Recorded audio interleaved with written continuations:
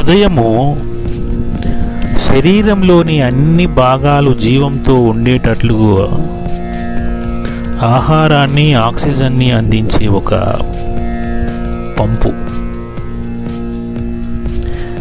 ఈ పంపు సెట్టు వల్లనే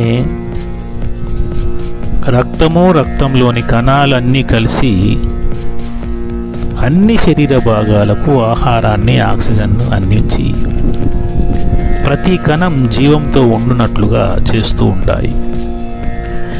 ఇది నిత్యము ప్రతి క్షణము జరిగే జీవ ప్రక్రియ. అందుకే మనము ఈ హృదయాన్ని ప్రేమ సంకేతంగా పిలుస్తాం. అంటే హృదయానికి శరీరం అంటే చాలా మక్కువ, ప్రేమ. అందుకే అన్ని శరీర భాగాలకు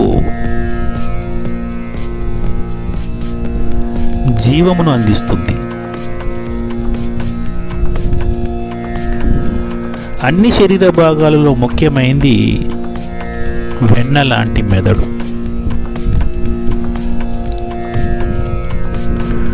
మెదడులో ఉత్పత్తి అయ్యే హార్మోన్ల వల్లనే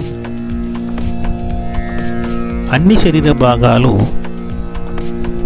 ఉద్దీపనలు, ప్రతిస్పందనలు జరుగుతూ ఉంటాయి.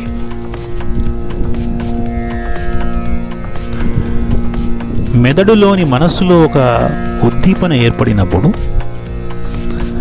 ఆ ఉద్దీపనకు తగ్గ శరీర భాగము ప్రతిస్పందిస్తుంది. శరీర భాగము ప్రతిస్పందించినప్పుడు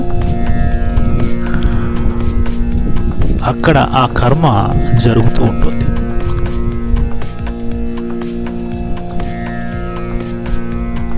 ఈ ఉద్దీపనల్ని, ప్రతిస్పందనల్ని తీసుకువెళ్ళేది నాడీ తంతువులు.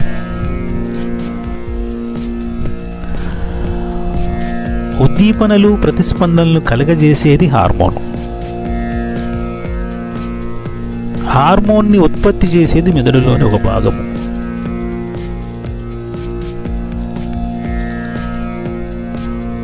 ఇక్కడ మెదడులో ఆధ్యాత్మికంగా మనం చూసినట్లయితే ప్రాణంతో ఉన్న భాగము, అన్ని భాగాలు ప్రాణంతోనే ఉంటవి. మెదడులో ఉన్న ప్రాణంతో ఉన్న భాగము అంటిపెట్టుకొని ఉన్నదే మనస్సు.